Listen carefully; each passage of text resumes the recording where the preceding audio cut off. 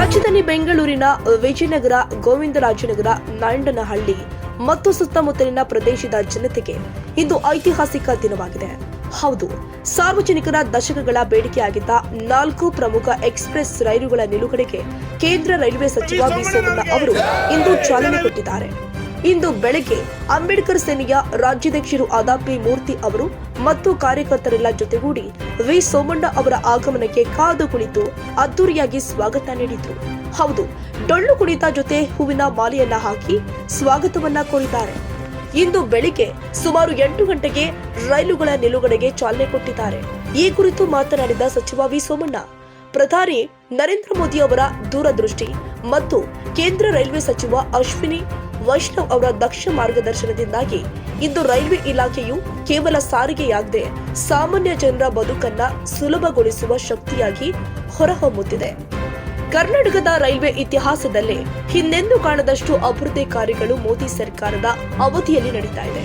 ರಾಜ್ಯದ ರೈಲ್ವೆ ಯೋಜನೆಗಳಿಗೆ ಸದಾ ವಿಶೇಷ ಆಸಕ್ತಿ ತೋರುತ್ತಿರುವ ಅಶ್ವಿನಿ ವೈಷ್ಣವ್ ಅವರಿಗೆ ಸಮಸ್ತ ಕನ್ನಡಿಗರ ಪರವಾಗಿ ಧನ್ಯವಾದಗಳನ್ನು ಅರ್ಪಿಸುತ್ತೇವೆ ಎಂದಿದ್ದಾರೆ. ಹಲವು ಬಡಾವಣೆ ಪ್ರಯಾಣಿಕರಿಗೆ ಅನುಕೂಲ. ನಾಯಂಡಹಳ್ಳಿ ರೈಲ್ವೆ ನಿಲ್ದಾಣದಲ್ಲಿ ನಿಲುಗಡೆಯಾಗಲಿದೆ. ಇದರಿಂದಾಗಿ ನಾಯಂಡಹಳ್ಳಿ ಹಾಗೂ ಸುತ್ತಮುತ್ತಲಿನ ವಿಜಯನಗರ, ಗೋವಿಂದರಾಜನಗರ, ನಾಗರಬಾವಿ, ರಾಜರಾಜೇಶ್ವರಿ ನಗರ ಮತ್ತು ಕೆಂಗೇರಿ ಭಾಗದ ಸಾವಿರಾರು ಜನರಿಗೆ ಅನುಕೂಲವಾಗುತ್ತೆ.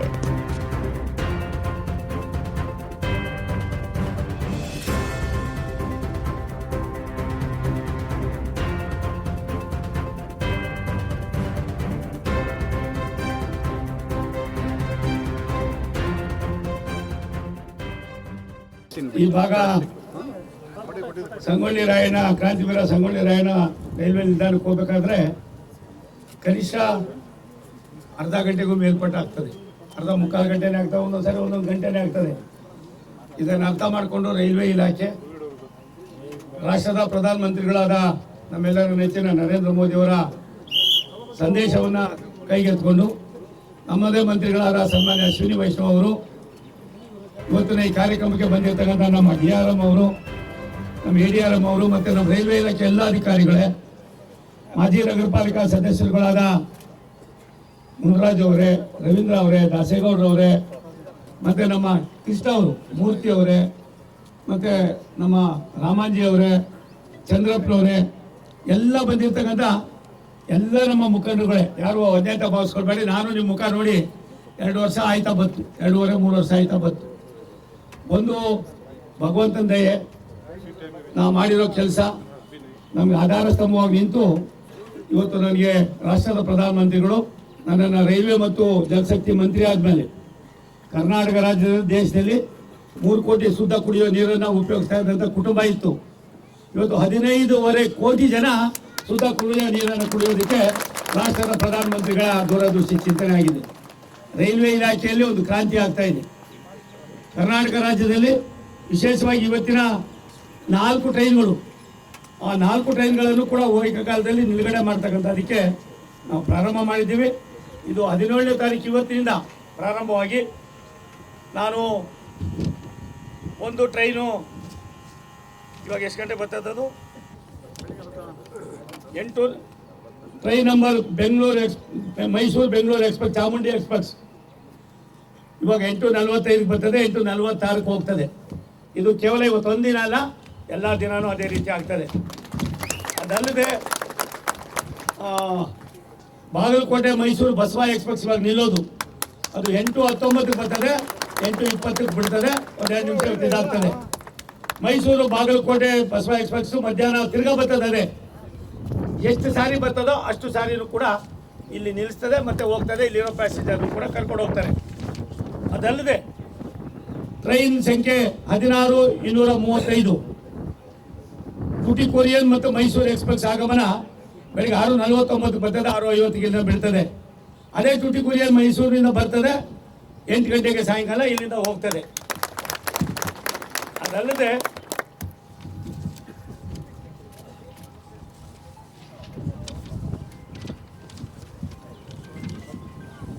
ಟ್ರೈನ್ ಸಂಖ್ಯೆ 16-536 ಪಂಡ್ರಾಪುರ ಮೈಸೂರು ಗೋಲ್ ಗುಂಬಜ್ ಎಕ್ಸ್ಪ್ರೆಸ್ 7:44 ಬೆಳಗ್ಗೆ ಬರ್ತದೆ, ಸಾಯಂಕಾಲ ವಾಪಸ್ಸು ಮೈಸೂರು ಕಡೆಯಿಂದ ಹೋಗ್ತದೆ. ರೈಲ್ ಸಂಖ್ಯೆ ಅದೇನೇ ತಿರ್ಗಾ 5 ಗಂಟೆ ಬರ್ತದೆ, 2 ಇರ್ತವೆ, ಇನ್ನೊಂದು 5:41 ಹೋಗ್ತದೆ. ನಾನು ನಿಮ್ಗೆ ವಿನಂತಿ ಮಾಡೋದು ಇಷ್ಟೇ, ಸೋಮಣ್ಣ ರೈಲ್ವೆ ಮಂತ್ರಿಯಾಗಿ ನಾನು ನಿಮ್ಗೆ ಕ್ಷಮೆ ಕೊಡ್ತೀನಿ. ಗೋವಿಂದರಾಜ ನಗರ ಒಂದು ಮಾದರಿ ನಗರ ಆಯಿತು. ಇವತ್ತು ಆ ಬಾಯನ ಸಭದ ಆ ಪುನೀತ್ ರಾಜ್ಕುಮಾರ್ ಅವರ ಹೆಸರಿನ ಆಸ್ಪತ್ರೆ ಹೊಳಿತಾ ಇದೆ. ಇಡೀ ಕ್ಷೇತ್ರ ಬಾಲಗಂಗಾಧರನಾಥ ಸ್ವಾಮೀಜಿರವರ ಹೆಸರಿನ ಆಸ್ಪತ್ರೆ ಏನೂ ನಡೀತಾ ಇಲ್ಲ. ಅನೇಕ ದುರಂತಗಳು ಏನೆಲ್ಲ ಆಗಿದ್ರು ಕೂಡ ಯಾರೆಲ್ಲ ನಿಮ್ಮನ್ನ ತೊಂದರೆ ಕೊಟ್ಟರು ಇಷ್ಟೊಂದು ಸಂಖ್ಯೆಯಲ್ಲಿ ನೀವು ಬಂದಿದ್ದೀರಿ. ಒಳ್ಳೆ ಕೆಲಸ ಮಾಡಿದ್ರೆ ಗೌರವ ಸಿಗ್ತದೆ ಅನ್ನೋದು ಒಂದು ಕಡೆ ಆದರೆ, ಮತ್ತೊಂದು ಕಡೆ ಭಗವಂತನೂ ಕೂಡ ಕೈ ಬಿಡೋದಿಲ್ಲ ಅನ್ನೋದಕ್ಕೆ ತುಮಕೂರಿನಲ್ಲಿ ಹೋಗಿ ನಿಂತು 1,76,000 ಗೆದ್ದು ಇವತ್ತು ರಾಜ್ಯದ ಕೇಂದ್ರದ ರೈಲ್ವೆ ಮತ್ತು ಜಲಶಕ್ತಿ ಮಂತ್ರಿ ಆಗಿದ್ದೇನೆ. ನಿಮ್ಗೆ ವಿನಂತಿ ಮಾಡ್ತೀನಿ, ಕಾಲ ಪಕ್ವ ಆಗ್ತಾ ಇದೆ, ದೇಶ ಅಭಿವೃದ್ಧಿ ಆಗ್ತಾ ಇದೆ. ನಾನು ಬಂದ್ಮೇಲೆ ನಿಮ್ಮ ಕರ್ನಾಟಕಕ್ಕೆ 30-35 ವರ್ಷ ಆಗದೆ ಇರೋ ಕೆಲಸಗಳು ಕರ್ನಾಟಕದಲ್ಲಿ ಆಗ್ತಾ ಇದೆ. ಕೇವಲ ಗೋವಿಂದರಾಜನಗರ ಬೆಂಗಳೂರಿಗೆ ಅಲ್ಲ, ಸುಮಾರು ನಾವು ಬಂದ್ಮೇಲೆ ಬೆಂಗಳೂರಿನಲ್ಲೇ ಸುಮಾರು 15-20 ಮೇಲ್ಸೇತುವೆಗಳು ಮುಗಿದಿದೆ ಒಂದು ವರ್ಷದಲ್ಲಿ. ಒಟ್ಟು ಇಡೀ ಬೆಂಗಳೂರಿನ 100 ಕಿಲೋಮೀಟರ್ ದೂರದಲ್ಲಿ ವ್ಯಾಪ್ತಿಯಲ್ಲಿ ಒಂದು ಮೇಲ್ಸೇತುವೆ, ಕೆಳಸೇತುವೆ, ಗೇಟ್ಗಳಿರ್ಬೋದು, LC ಗೇಟ್ಗಳು ಅಂತ ತೀರ್ಮಾನ ಮಾಡಿ ಅದಕ್ಕೂ ಕೂಡ ನಾವು ಚಾಲನೆಯನ್ನು ಕೊಡ್ತಾ ಇದ್ದೀವಿ. ಬಂಧುಗಳೇ, ನಿಮ್ಮಲ್ಲಿ ವಿನಂತಿ ಮಾಡ್ತೀನಿ, ಏನಿವತ್ತು ಎಷ್ಟು ಮಟ್ಟಿಗೆ ಆಗಿದೆ ಏನು ಅನ್ನೋ ಡೀಟೇಲ್ ಎಲ್ಲಾನು ಕೂಡ ನಾನು ತದನಂತರ ಹೇಳ್ತೀನಿ. ನಿಮಗೆ ವಿನಂತಿ ಮಾಡೋದಿಷ್ಟೇ, ಅಭಿವೃದ್ಧಿಯ ಸಂಕೇತವಾಗಿ ರಾಷ್ಟ್ರದ ನಮ್ಮೆಲ್ಲರ ನೆಚ್ಚಿನ ಪ್ರಧಾನಮಂತ್ರಿಗಳು ನಮ್ಮೆಲ್ಲರಿಗೂ ಒಂದು ಸೂಚನೆಯನ್ನು ಕೊಟ್ಟಿದ್ದಾರೆ.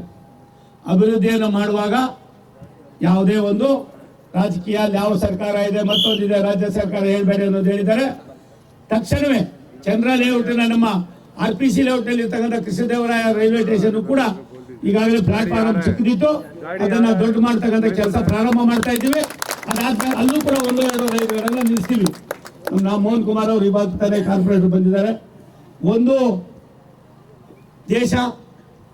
ದೇಶದ ಸಮಗ್ರ ಅಭಿವೃದ್ಧಿಯಲ್ಲಿ ರೈಲ್ವೆ ಇಲಾಖೆ ಒಂದು ದೊಡ್ಡ ಕೊಡುಗೆಯನ್ನು ಕೊಡ್ತಾ ಇದೆ. ರವೀಂದ್ರ ಅವರು 2 ಬಾರಿ ಕಾರ್ಪೊರೇಟರ್ ಆದರು, 2 ಬಾರಿ ವಿಜಯನಗರದಲ್ಲಿ ಚುನಾವಣೆ ನಿಂತರು. ಆದರೂ ಕೂಡ ಎಲ್ಲ ಒಂದು ಕಡೆ ಧೃತಿಗೆಡದೆ ನಿಮ್ಮ ಜೊತೆಯಲ್ಲಿದ್ದಾರೆ. ಒಂದು ಸತ್ಯ, ಮುಂದಿನ ದಿನಗಳಲ್ಲಿ अच्छे दिन ಯಾವಾಗ ಬರ್ತದೆ ಅನ್ನೋದಕ್ಕಿಂತ ಹೆಚ್ಚಾಗಿ अच्छे दिन आ गया, अच्छे दिन कैसा आ गया, क्या आ गया, बाद में मैं बताता हूँ. हमको होना चाहिए रिजल्ट ओरिएंटेड. ಪ್ರಧಾನಮಂತ್ರಿ ನರೇಂದ್ರ ಮೋದಿ ಅವರ ದೂರದೃಷ್ಟಿಯ ಚಿಂತನೆ. ಈ ಭಾಗದ ಜನ ಸಾವಿರಾರು ಸಾರಿ ರಿಕ್ವೆಸ್ಟ್ ಮಾಡಿರ್ಬೇಕು, ಒಂದು ಟ್ರೈನ್ ನಿಲ್ಲಿಸಿ ಅಂತ. ಇದು ಕೇವಲ ನಾಯಂಡಹಳ್ಳಿ ನಮ್ಮ ಪಂತ್ರಪಾಳ್ಯಕ್ಕೆ ಮಾತ್ರ ಸೀಮಿತ ಇಲ್ಲ. ಇದು ರಾಜರಾಜೇಶ್ವರಿ ನಗರದಿಂದ ಹಿಡಿದು ಬ್ಯಾಟ್ರಾಯದಿಂದ, ಬನಶಂಕರಿಯಿಂದ, ಚಂದ್ರ ಲೇಔಟ್ ಇಂದ ಹಿಡಿದು ಹೊಸಳ್ಳಿವರೆಗೂ ಕೂಡ ಇದರ ಅನುಕೂಲ ಆಗ್ತದೆ. ಮುಂದೊಂದು ದಿನ ಈಗಾಗಲೇ 4 ಲೈನ್ಗಳಾಗಿದೆ. ಇವತ್ತು ಏನು 1 ಟ್ರೈನ್ ಹೋಗ್ತದೆ, ಇನ್ನೊಂದು ಟ್ರೈನ್ ಬರ್ತಾ ಇದೆ. ಅದು 4 ಟ್ರೈನಿನ ಪಥದ ಕೆಲಸವನ್ನು ಕೂಡ ನಾವು ಮಾಡ್ತಾ ಇದ್ದೀವಿ. ನಿಮಗೆ ವಿನಂತಿ ಮಾಡ್ತೀನಿ, ಮುಂದೊಂದು ದಿನ ರೈಲ್ವೆ ಇಲಾಖೆ ರಾಷ್ಟ್ರದ ಪ್ರಧಾನಮಂತ್ರಿ ನರೇಂದ್ರ ಮೋದಿ ಅವರ ಮಾರ್ಗದರ್ಶನದಲ್ಲಿ ಅವರ ಆದೇಶವನ್ನ ಪರಿಪಾಲನೆ ಮಾಡ್ತಕ್ಕಂಥ ಕೆಲಸವನ್ನ ಮಾಡ್ತಾ ಇದ್ದಾರೆ. ನಮ್ಮ DRM ಅವರು ಬಂದ ಮೇಲೆ ಅವರ ಕಾರ್ಯವೈಖರಿಯು ಕೂಡ ನನಗೆ ತೃಪ್ತಿದಾಯಕವಾಗಿದೆ. ಚನ್ನಪಟ್ಟಣದಲ್ಲಿ ಮಾಡಿದ್ದೀವಿ, ಬೇರೆ ಇಡೀ ಬೆಂಗಳೂರಿನ ಸರಹದ್ದಲ್ಲಿ ಒಂದು 40-50 LC ಗೇಟ್ಗಳನ್ನ ಕ್ಲೋಸ್ ಮಾಡ್ತಾ ಇದ್ದೀವಿ. ಒಂದು LC ಗೇಟ್ ಕ್ಲೋಸ್ ಆದ್ರೆ 10-15-20 ನಿಮಿಷ ಅನ್ನೋದಕ್ಕಿಂತ ಹೆಚ್ಚಾಗಿ ಜನರಿಗೆ ಅನುಕೂಲ ಆಗ್ತದೆ. ನನಗನ್ನಿಸ್ತದೆ ರಾಮಹಳ್ಳಿ 30 ವರ್ಷದ್ದು ಅಂಡರ್ ಪಾಸ್, ಅದಾದ್ಮೇಲೆ ಇನ್ನೊಂದು ಯಾವ್ದೋ ಮೊನ್ನೆ ಓಪನ್ ಮಾಡಿದ್ವಿ, ಅದ್ಯಾವುದು ಚಲಗಟ್ಟ. ಹೀಗೆ ನನಗೆ ಎಲ್ಲೆಲ್ಲಿ ಕಣ್ಣು ಕಾಣಿಸ್ತಾವೋ ಎಲ್ಲವನ್ನು ಮಾಡಿ ಚನ್ನಪಟ್ಟಣದಲ್ಲಿ ಮುಂದಿನ ವಾರ ಓಪನ್ ಮಾಡ್ತಾ ಇದ್ದೀವಿ. ಹಾಗಾಗಿ ನಿಮ್ಗೆ ವಿನಂತಿ ಮಾಡ್ತೀನಿ, ಯಲಹಂಕ, ಹೆಸರುಘಟ್ಟ, ಈ ಬೈಫೀಲ್ಡ್ ನೀವು ನಂಬ್ತೀರಾ, ಇಲ್ಲಿವರೆಗೂ ಡೈರೆಕ್ಟ್ ಆಗಿ ಬೆಂಗಳೂರಿಂದ ಕೋಲಾರಕ್ಕೆ ಒಂದು ಟ್ರೈನ್ ಇರಲಿಲ್ಲ. ಬೆಂಗಳೂರಿಂದ ಕೋಲಾರಕ್ಕೆ ಚೆನ್ನೈಗೆ ಹೋಗ್ತಕ್ಕಂಥ ಟ್ರೈನ್ಗಳನ್ನ ನಾವು ಕೋಲಾರಕ್ಕೆ ತಗೊಂಡು ಹೋಗ್ತಾ ಇದ್ರು. ಇವಾಗ ತಾನೇ ಅದಕ್ಕೂ ಕೂಡ ಸರ್ವೆ ಕಾರ್ಯ ಮಾಡಿಸ್ತಾ ಇದ್ದೀನಿ. ಅಲ್ಲಿಗೂ ಕೂಡ ಡೈರೆಕ್ಟ್ ಟ್ರೈನ್ ಅನ್ನು ಬರ್ತಕ್ಕಂಥ ವ್ಯವಸ್ಥೆಯನ್ನು ಮಾಡ್ತೀವಿ. ನಾನು ನಿಮ್ಗೆ ಮನವಿ ಮಾಡ್ತೀನಿ, ದೇಶ ಇದ್ರೆ ಮಾತ್ರ ನಾವು ದೇಶದ ಅಭಿವೃದ್ಧಿ ಆದ್ರೆ ಮಾತ್ರ ನಾವು. ದಯಮಾಡಿ ಒಳ್ಳೆಯವರಿಗೆ, ಗೌರವಸ್ಥರಿಗೆ, ಬುದ್ಧಿವಂತರಿಗೆ ನೀವು ಅವಕಾಶವನ್ನ ಕಲ್ಪಿಸಿಕೊಡ್ಬೇಕು ಅನ್ನೋ ಮಾತನ್ನ ಈ ಸಂದರ್ಭದಲ್ಲಿ ಹೇಳಿ ನಾನು ವಿನಂತಿ ಮಾಡ್ತೀನಿ. ತುಂಬಾ ಕೆಲಸ ಮಾಡಿದ್ದೀರಿ ರವೀಂದ್ರ ಅವರೇ, ನಿಮ್ಮ ಯಾರು ಮೂರ್ತಿ ಆದಿಯಾಗಿ ಎಲ್ಲ ದುಡಿದಿದ್ದೀರಿ. ನಿಮ್ಮೆಲ್ಲರಿಗೂ ಕೂಡ ನಾನು ಆಭಾರಿಯಾಗಿರ್ತೀನಿ. ಒಂದು ಹೋದ್ ಕಡೆ ಬಂದ್ ಕಡೆ ದೇಶದ ಪರಿಸ್ಥಿತಿ, ಗೋವಿಂದರಾಜ ನಗರ ಯಾವ ರೀತಿ ಇತ್ತು, ಮಳೆ ಬಂದ್ರೆ ಏನೇನು ತೊಂದರೆ ಇತ್ತು, 50 ಅಲ್ಲ 100 ವರ್ಷ ಆದ್ರೂ ಕೂಡ ಗೋವಿಂದರಾಜ ನಗರ ಜನ ನೆಮ್ಮದಿಯಿಂದ ಜೀವನ ಮಾಡೋದಕ್ಕೆ ಏನೇನು ಸವಲತ್ತುಗಳು ಬೇಕೋ, ಭದ್ರಪಾಲ ಇರ್ಬೋದು, ಗೋವಿಂದರಾಜ ನಗರ ಇರ್ಬೋದು, ಬೇರೆ ಬೇರೆ ಇರ್ಬೋದು, ಎಲ್ಲರಿಗೂ ಕೂಡ ವ್ಯವಸ್ಥೆಯನ್ನು ಮಾಡಿದ್ದೇವೆ. ಇವತ್ತಿನಿಂದ ಇಲ್ಲಿ 4 ಟ್ರೈನ್ಗಳು ಬರ್ತವೆ ಹೋಗ್ತವೆ. ಎಲ್ಲ ಟ್ರೈನ್ಗಳು ನಿಲ್ಲಿಸ್ತಕ್ಕಂಥ ಕೆಲಸವನ್ನ ಮಾಡೋದು, ಬರ್ತಕ್ಕಂಥ ಕೆಲಸವನ್ನು ಮಾಡ್ತೀವಿ ಅನ್ನೋ ಮಾತನ್ನ ಹೇಳಿ ನಾನು ನಿಮ್ಗೆಲ್ಲರಿಗೂ ಒಳ್ಳೇದಾಗ್ಲಿ. ಕೊನೆಯಲ್ಲಿ ಇವರು ರವೀಂದ್ರ ಅವರು ಮಾತಾಡಬೇಕಂತ ವಿನಂತಿ ಮಾಡ್ತೀನಿ. ನಮ್ಮ ವಿಜಯನಗರದ ವೀರಪುತ್ರ, ನಮ್ಮ ಇಡೀ ಗೋವಿಂದರಾಜನಗರ ಮತ್ತು ವಿಧಾನಸಭಾ ಕ್ಷೇತ್ರನ ಇವತ್ತು ಯಾರದ ಒಂದು ಅಭಿವೃದ್ಧಿ ಮಾಡಿದೆ ಅಂತೇಳಿ ಅದು ನಮ್ಮ ಕೇಂದ್ರ ಸಚಿವರು ವಿ ಸೋಮಣ್ಣನವರು. ಇವತ್ತು ನಮ್ಮ ಏನು ಈ ನ್ಯಾನಹಳ್ಳಿ ಒಂದು ರೈಲ್ವೆ ಸ್ಟೇಷನಲ್ಲಿ ಸಾಕಷ್ಟು ಜನ ಪ್ರಯಾಣಿಕರಿಗೆ ನಾವು ಎಲ್ಲರೂ ಹೊರಗಡೆ ಹೋಗ್ಬೇಕಾದ್ರೆ ಸ್ಟಾಪ್ ಇರಲಿಲ್ಲ. ಏನು ಎಕ್ಸ್ಪ್ರೆಸ್ ಟ್ರೈನ್ಗಳಿದೆಯೋ ಅದು ಸ್ಟಾಪ್ ಇಲ್ಲ. ಗೋಲ್ ಗುಂಬಸ್ ಆಗಿರ್ಬೋದು, ಮೈಸೂರು ಎಕ್ಸ್ಪ್ರೆಸ್ ಆಗಿರ್ಬೋದು. ಸೊ ಈ ಥರ ಸುಮಾರು 4 ಟ್ರೈನು ಮತ್ತು ಚಾಮುಂಡಿ ಎಕ್ಸ್ಪ್ರೆಸ್ಸು ಇದನ್ನು ಹತ್ಬೇಕಾದ್ರೆ ಮೆಜೆಸ್ಟಿಕ್ ಹೋಗ್ಬೇಕಾದ್ರೆ ಮೆಜೆಸ್ಟಿಕ್ ಹೋದಾಗ ಎಲ್ಲ ಜನ ತುಂಬ್ಕೊಳ್ತಾರೆ. ಸೊ ಹಾಗಾಗಿ ನಮ್ಮ ಸೋಮಣ್ಣನವರು ಕೇಂದ್ರ ಸಚಿವರಾಗಿ, ರೈಲ್ವೆ ಸಚಿವರಾಗಿ ಇವತ್ತು ಇಡೀ ಕರ್ನಾಟಕದ ಒಂದು ಇತಿಹಾಸ ಒಂದು ಕ್ರಿಯೇಟ್ ಮಾಡಿದ್ದಾರೆ ಇವತ್ತು. ಹಾಗಾಗಿ ನಮ್ಮ ಏನು ಈ ನಮ್ಮ ಗೋವಿಂದ ವಿಧಾನಸಭಾ ಕ್ಷೇತ್ರದಲ್ಲಿ ಈ ಮೊಟ್ಟ ಮೊದಲ ಬಾರಿಗೆ ಇಲ್ಲಿ 4 ಟ್ರೈನ್ ಸ್ಟಾಪ್ ಕೊಟ್ಟಿದ್ದಾರೆ. ನಮ್ಮ ಗೋವಿಂದ ವಿಧಾನಸಭಾ ಕ್ಷೇತ್ರದ ಎಲ್ಲ ಜನಗಳು ಖುಷಿಯಾಗಿದ್ದಾರೆ. ಒಂದು ಹಬ್ಬದ ವಾತಾವರಣ ಆಗಿದೆ. ಅದ್ರ ಜೊತೆಗೆ ಇವತ್ತು ನಮ್ಮ ಏನು ನ್ಯಾನಹಳ್ಳಿ ಎಲ್ಲ ಮುಖಂಡರು, ನಮ್ಮ ಮುರುಗೇಶ್ವರ ಆಗಿರ್ಬೋದು, ಮನ್ಸೂರಣ್ಣವರಾಗಿರ್ಬೋದು, ಮತ್ತು ರಾಜು ಅವರಾಗಿರ್ಬೋದು, ಇನ್ನು ಎಲ್ಲ ಹಲವಾರು ಮುಖಂಡರು ಬಂದಿದ್ದಾರೆ.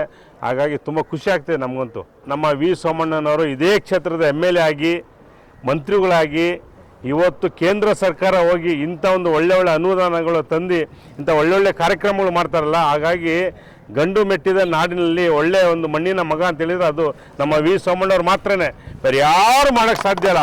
ಇವತ್ತು 220 ಕಾನ್ಸ್ಟಿಟ್ಯೂನ್ಸಿಲಿ ನಮ್ಮ ವಿ ಸೋಮಣ್ಣ ಮಾಡಿರ್ತಕ್ಕಂಥ ಅಭಿವೃದ್ಧಿ ಇನ್ನೊಬ್ಬರು ಶಾಸಕರು ಮಾಡೋಕ್ಕೆ ಸಾಧ್ಯ ಇಲ್ಲ. ಯಾಕಂತ ಹೇಳಿದ್ರೆ ವಿ ಸೋಮಣ್ಣವ್ರು ಬೆಳಗ್ಗೆದ್ದ ಕ್ಷೇತ್ರ ನನ್ನ ಜನ ಚೆನ್ನಾಗಿರ್ಬೇಕು, ಅಭಿವೃದ್ಧಿ ಕಡೆ ಅವ್ರ ಗಮನ ಆಯಿತಾ. ಇವತ್ತು ನಮ್ಮ ಏನು ಗೋವಿಂದನಗರ ಕ್ಷೇತ್ರದಲ್ಲಿ ಹಾಸ್ಪಿಟ್ಲ್ ಆಗಿರ್ಬೋದು, ಪಾರ್ಕ್ ಆಗಿರ್ಬೋದು, ರೋಡ್ ಆಗಿರ್ಬೋದು, ರಸ್ತೆಗಳಾಗಿರ್ಬೋದು, ಜನಕ್ಕೆ ಅನುಕೂಲ ಆಗಿರ್ಬೋದು, ಪ್ರತಿಯೊಂದು ಮಾಡಿರೋದೇ ನಮ್ಮ ವಿ ಸೋಮಣ್ಣನವರು ಆಯಿತಾ. ಇವತ್ತು ಅವ್ರು ಮಾಡಿರೋ ಕೆಲಸದಲ್ಲಿ ಎಲ್ಲರೂ ನಾವೆಲ್ಲ ಇವತ್ತು ಈ ಕ್ಷೇತ್ರದ ನಾವು ನೆಮ್ಮದಿಯಾಗಿದ್ದೀವಿ ಮೇಡಮ್.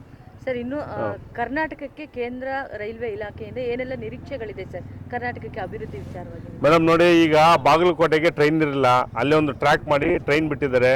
ಮತ್ತು ಇದೇ ಥರನೇ ನಮ್ಮ ತುಮಕೂರು ಜಿಲ್ಲೆಯಲ್ಲಿ ಇವತ್ತು ವಿ ಸೋಮಣ್ಣವ್ರು ಬಂದ ಮೇಲೆ ಏನು ಸುಮಾರು ಸ್ವಾತಂತ್ರ್ಯ ಬಂದು ಇಷ್ಟು ವರ್ಷ ಏನು 75-80 ವರ್ಷ ಆದರೂ ಕೂಡ ಏನು ಡೆವಲಪ್ಮೆಂಟ್ ಆಗಿಲ್ಲ, ಅದನ್ನು ಸೋಮಣ್ಣನವರು ಫ್ಲೇವರ್ಗಳಾಗಿರ್ಬೋದು ಮತ್ತು ರೈಲ್ವೆ ಅಂಡರ್ ಪಾಸ್ಗಳಾಗಿರ್ಬೋದು ಎಲ್ಲ ಕೆಲಸಗಳನ್ನ ಸಾಕಷ್ಟು ಒಂದು ಅಭಿವೃದ್ಧಿ ಕೆಲಸಗಳು ಮಾಡಿದ್ದಾರೆ ಆಯ್ತಾ. ಹಾಗಾಗಿ ನಮಗೆ ತುಂಬ ಖುಷಿ ಇದೆ ಸಾಹೇಬರು ಬಂದಿರೋದು.